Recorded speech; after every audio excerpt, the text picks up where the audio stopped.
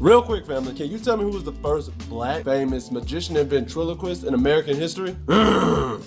Well, I guess Appa doesn't know. It's February 11th, time for more Black Answers during Black History Month. So the answer to today's factoid is actually Mr. Richard Potter. If you don't know, you're about to know. Richard Potter was actually born in the town of Hopkinton, Massachusetts back in 1783, although there are no records for his actual date of birth. He would receive some schooling up until the age of 10. However, he would go on to sail to Europe at that age as a cabin boy and would land in England. It's there that he would actually become enamored with the Scottish magician and ventriloquist John Rainey. Potter would go on to travel around the EU and would actually begin his career as an acrobat at the age of 16. After a successful tour, he would return to the USA in 1803 and would return home to Boston by 1807. And in the midst of the time of him returning back home to Boston, he would actually go on to become an apprentice for John Rainey as well as his brother James to gain expertise and experience in the world of being a magician and a ventriloquist. And while he was back in Boston, he would go on to work for the family of Reverend Daniel Oliver and hone his craft by entertaining their kids. A few years later in 1810, John Rainey would actually retire from the world of ventriloquism and leave essentially the entire ventriloquist magician market to his apprentice,